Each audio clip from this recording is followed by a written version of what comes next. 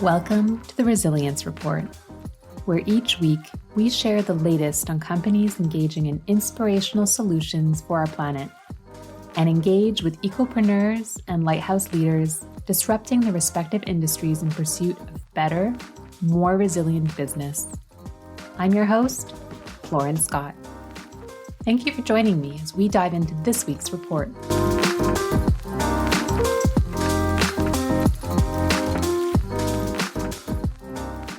A sometimes surprising fact about me is that as much as I love sustainability, I also love fashion. I grew up in a house with a mom who was born in England at a time where mod fashion was at its height, and who ultimately ended up working as a buyer here in North America before I was born. So I definitely spent my childhood just loving fashion. And over the past decade or so, I have consciously tried to marry the idea of fashion with sustainability by proactively trying to find sustainable fashion solutions. One of the number one tricks up my sleeve over the past 5 years has been a business right here in Montreal that, in looking through my wardrobe, honestly makes up half of what I have in my closet. The company? Shwap Club, founded by the inspiring Annette Nguyen. Having studied and practiced law for nearly a decade in the corporate world leading up to it, Annette founded Shwap Club back in 2018.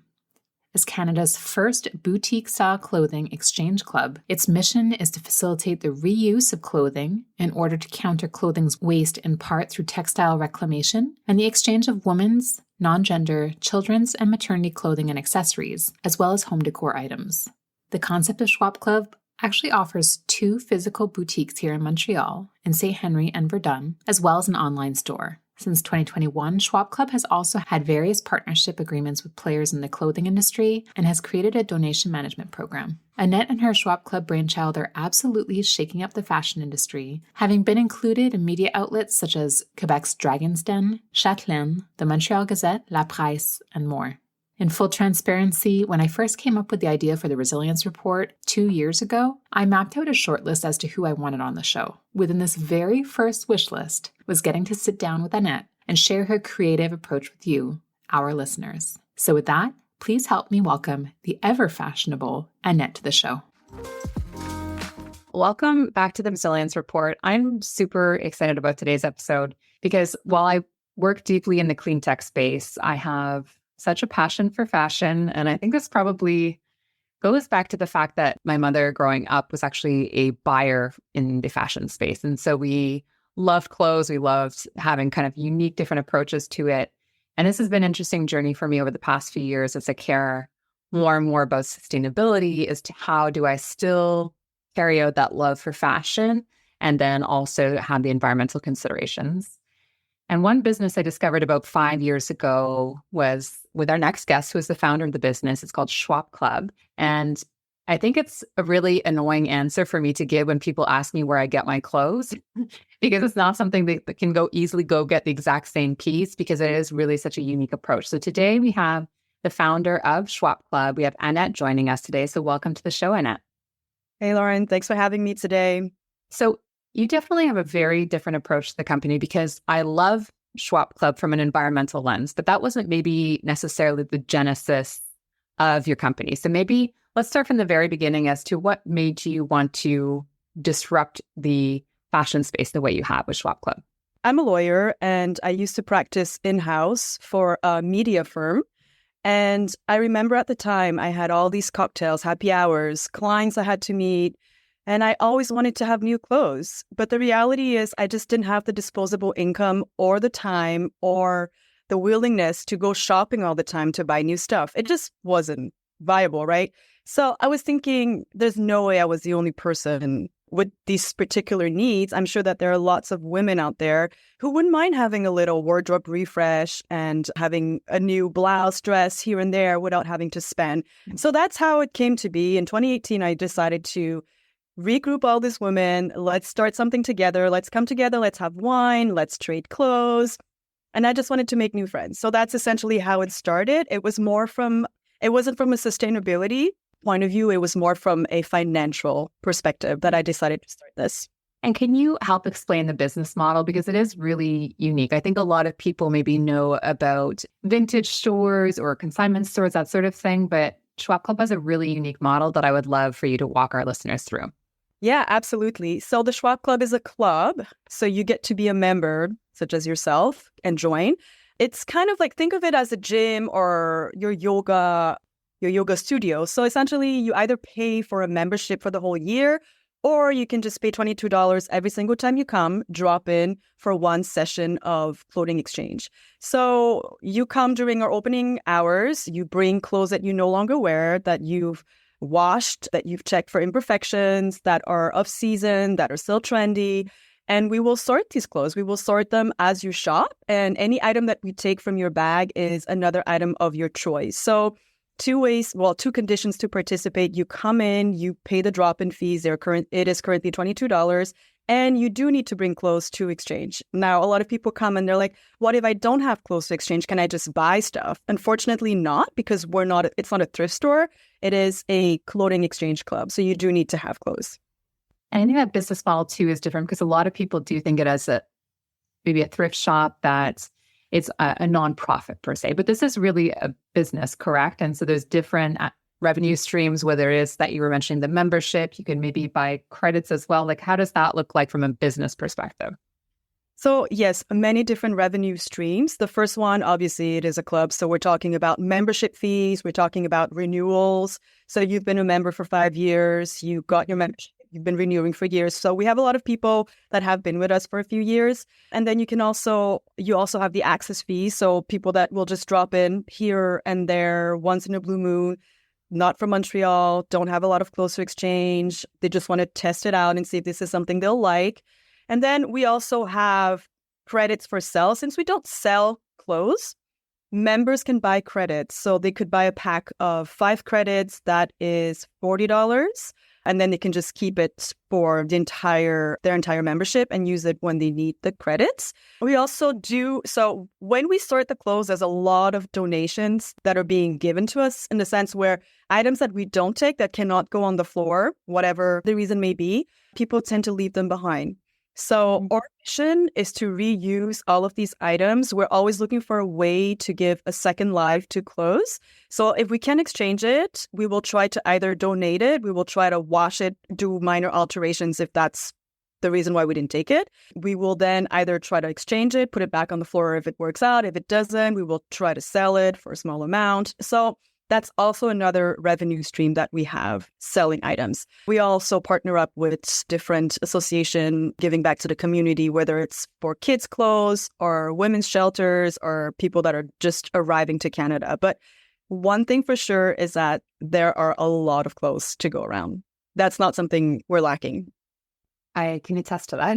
Every time I show up, there's so much clothes that is being brought in, and all different brands too, which is, I think, amazing that you maybe have some brands that most consumers are more familiar with, let's say like a Zara or something like that. But then you'll also find some really high-end pieces as well. So a nice mix of both of that. And you mentioned it being a club and with that membership. And what I'm always struck by when visiting Shwap Club is that you have so many different types of members. You have maybe those who are more of like in the fashion influencer space and want to get first dibs on the greatest pieces that are in there. You also have maybe budget conscious parents who are trying to think through what their clothing looks like. And then you might also have people like myself who work in the corporate space, and I want to have fresh clothes every time I'm going to a different trade show or event, but maybe don't want to be consuming more and more fashion. So this is a great way. How have you managed to create a community with such a diverse group of women? That's a really good question. I actually never ask myself that. Yes, we do. We have people from all different walks of life, absolutely. But I would say that most clients are between, I would say, the age of 25, 45. They're professionals, they're moms. We do cater to that market specifically, but do have people that are 75 years old, and they bring in amazing stuff, and they are part of the club as well. I guess that the one common denominator would just be the fact that we're all women and we all want to feel good in what we're wearing. We do want to have a sense of novelty without the whole guilt of overconsumption. We care about one another. People are really nice in the club. So there's it's actually fun to come shopping. It's not exclusive experience. I would tend to say that it's more of an inclusive one. So I think it's just a space where we welcome people and it just makes the experience fun. So all of these things are, I guess, catering to a large number of women. And you mentioned that you started Shwap Club. So obviously you've gone through that startup phase. And you have a great social presence. Has that been the primary marketing tool, or what have you used in your toolbox over the years to get the word out there? Is it more word of mouth? What has that looked like? When I first started, I think it was my background working in media. So I kind of understood how to get that traction at the start, that momentum. And I got that all the way leading up to COVID. And then it kind of just plateaued. I mean, obviously, during COVID, everything kind of came to a stop. And now that we're on the other side of it, it's getting that momentum again, but it's not as strong as it was initially. So I think it was a lot the background in media, the fact that it's fairly easy for me to communicate, to talk to people. I did a lot of interviews, lots of radio. I went on Quebec's equivalent of Dragon's Den, Dans l'œil du dragon. And people are still talking about that, which is crazy. That happened in 2021. We're in 2024. So yeah, the gift that keeps on giving, right? And then word of mouth. Like, I think that's the most important one. So when people tell their friends, hey, this beautiful blouse that you love came from the Shwap Club, you should try it out. I feel like you would love it. It's this club where you can just bring stuff you don't wear anymore and like grab things, and you can do it all the time. And I think that helps a lot. So when we ask people how did you find out about us, a lot of them are just like, oh yeah, colleagues, friends, family. I think that's the best marketing tool for us.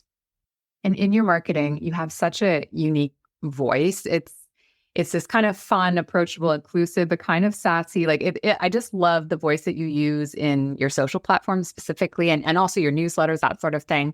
How have you found that voice? And I'm definitely asking because we have a lot of entrepreneurs who listen to this show. And if they're trying to think of how they identify and create that voice, is it just leaning into their own natural voice? Is it really, were you consciously thinking about how you wanted to go to market with your brand? What did that look like? It was very unconscious in a sense where I don't know if you'll believe me if I told you I'm a very lazy person. I never would not believe that. I am. I'm extremely lazy. I like things to be efficient. I don't want to work hard in creating a persona, a tone, a voice that is not who I am. So the way that I talk on social media, or the way that I write, or the way that I speak to you when you come to the stores is exactly how I sound in real life. That's how I talk to my husband. That's how I talk to my friends. I just want it to be as natural and as simple as possible. So when I use that tone, it's actually my own voice. And that's the easiest type of work, I think, in terms of marketing wise. Yeah. And as part of these conversations you're having online with your community, have you seen, because you were mentioning it's, it's kind of like almost a happy accident that Shwap Club has such an incredible environmental impact. Have you seen that there's starting to be a bit more of a narrative around maybe conscious consumerism? Like I'm seeing that more and more a little bit on TikTok and Instagram, that sort of thing. Are you seeing that more people are starting to talk about kind of the impact of the fashion industry and how we can make more responsible choices? Absolutely. But at the same time, is it just the algorithm that's feeding me that stuff? Am I like in this bubble? I can tell you that I started doing clothing exchanges in 2008. It was a long time ago. And at the time, people thought I was crazy, right? People thought that it's such a weird thing to do. Why would you care for secondhand stuff? There was no buzz around vintage stuff and secondhand stuff. So I got into that because my mom was a antique dealer before retiring. I grew up with secondhand stuff all like everywhere in my house. That was her business. And I didn't feel weird about wearing secondhand clothes. And I actually like the idea that something that belonged to you is now in my wardrobe, and it comes with a story. It comes with happy memories, not so happy memories. It wasn't just something that I don't know. It didn't feel cheap. It felt rich somehow.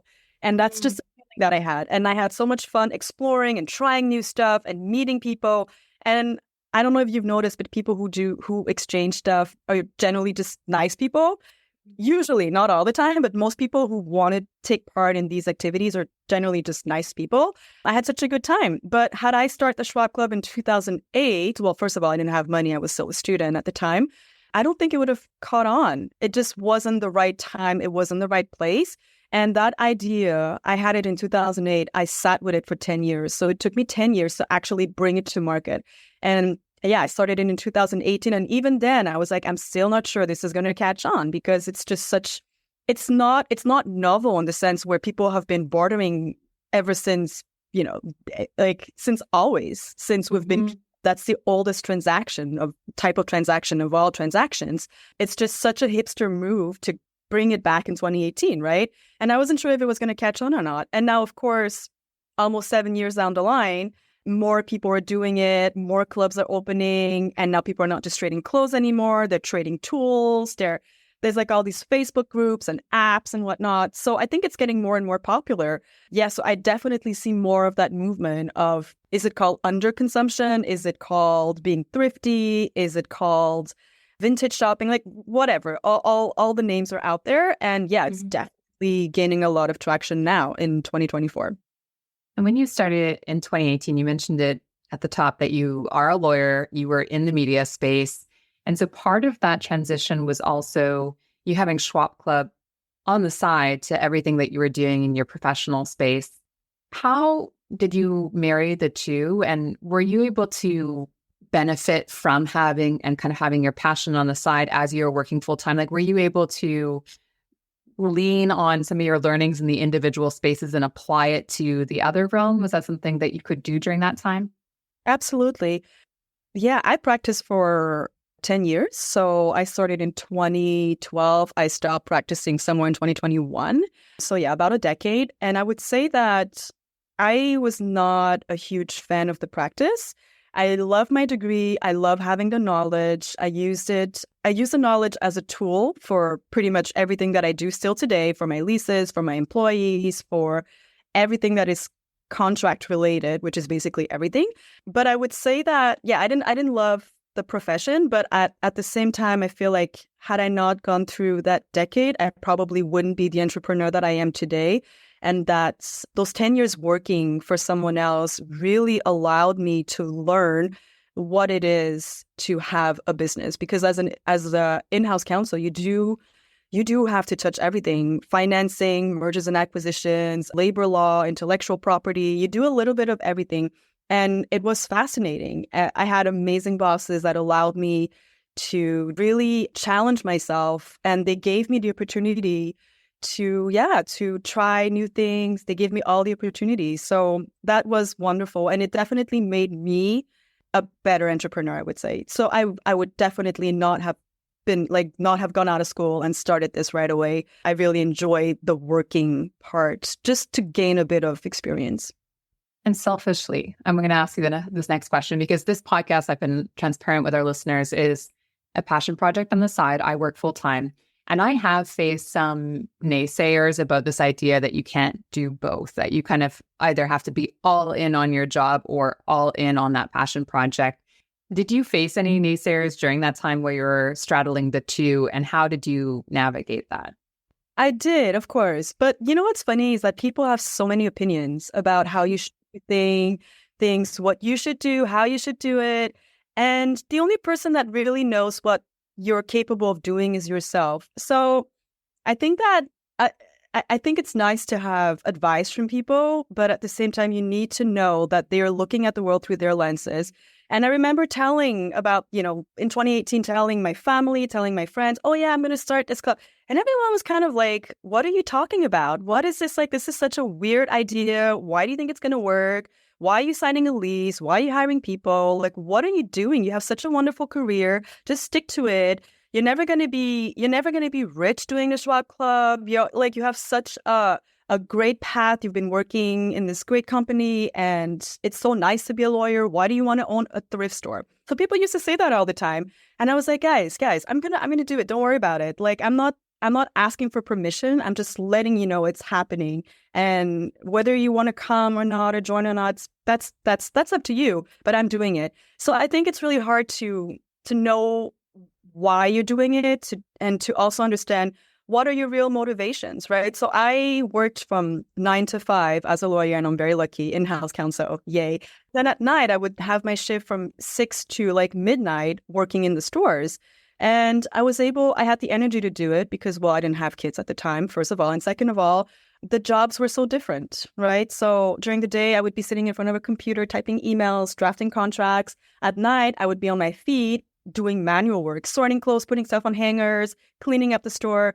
And it was very balanced. I didn't feel like I was doing the same thing for 100 hours a week. It was two very different jobs. And that's what allowed me to do it for 3+ years. Yeah. And at some point, well, I got fired. I shouldn't say I got fired. I got laid off. Sorry, that's the correct term. In 2021, which was a blessing. So choosing to do Shwap Club full time was not even a real choice. I was kind of like just, okay, well, I don't have a job anymore.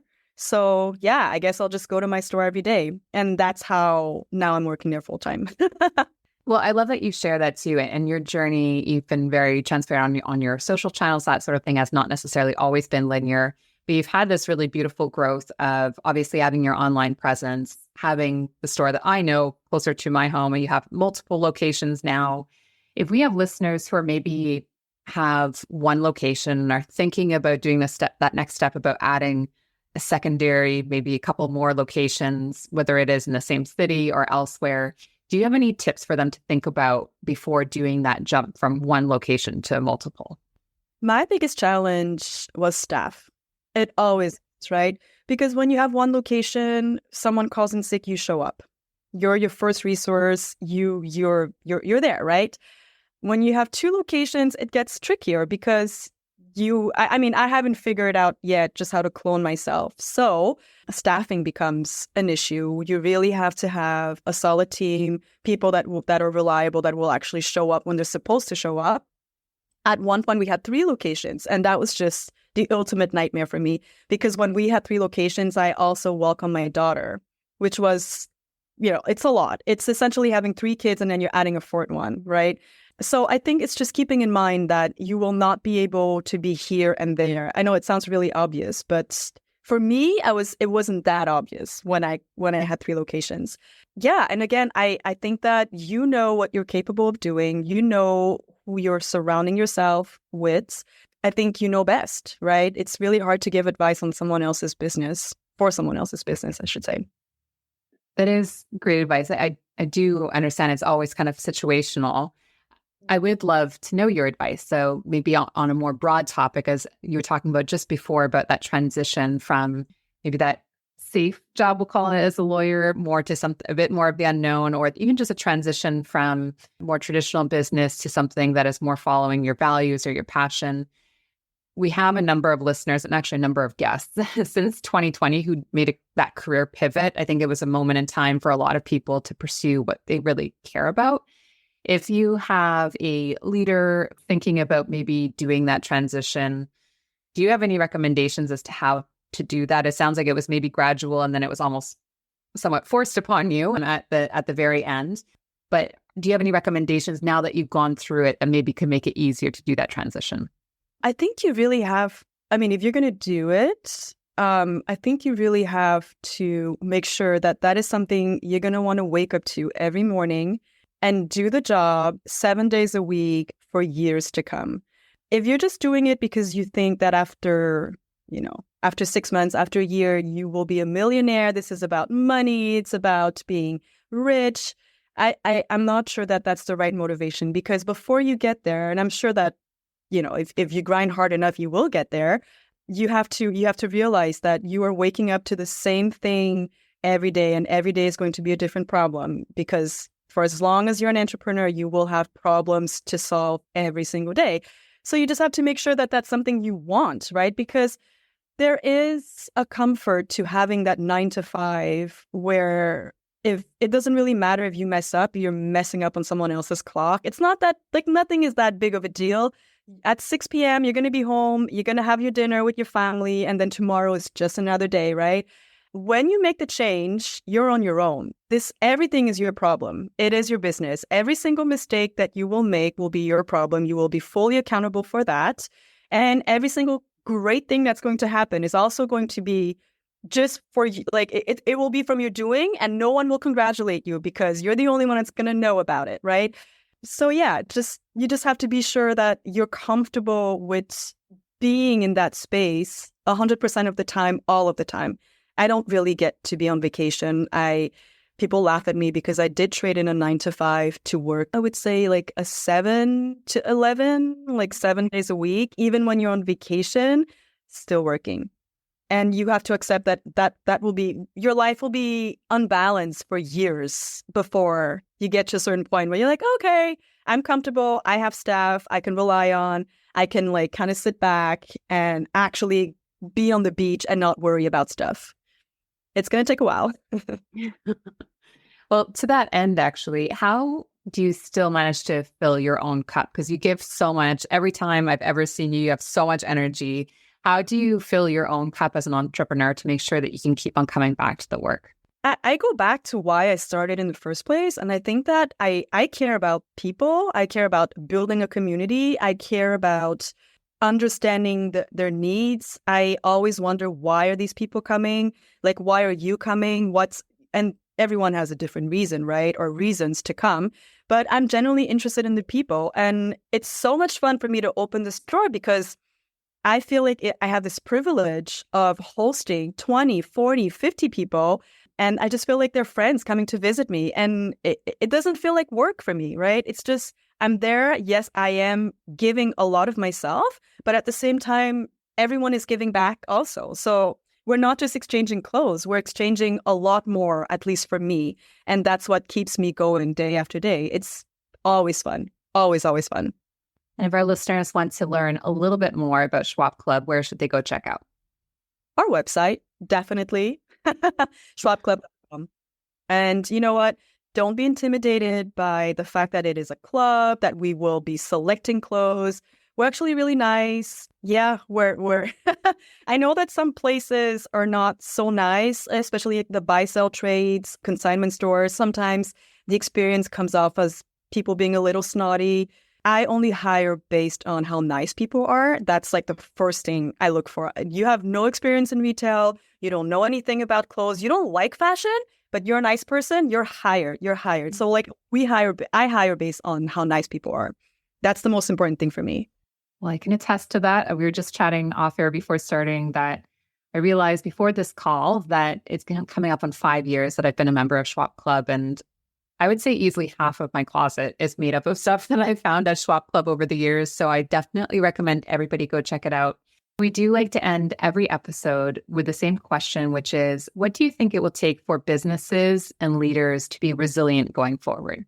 So I think speaking from the Shwap Club's perspective, I would say community is what is going to get you where you need to be. It can't just be profit. I mean, it's easy to say profit, planet, people, but I think my focus has been on people and community. And I think that when times are rough or when COVID happens or when you need to make difficult decisions, if you have a community that is behind you, the community understands your mission, understands what you're doing, why you're doing it, they will get you where you need to go. So I trust community a lot in the process. Well, thank you for building such a beautiful community and for disrupting the space. I think it was long overdue in the fashion industry. So thank you, Annette, for all that you do. Yeah, and thanks for being part of it. You're part of it.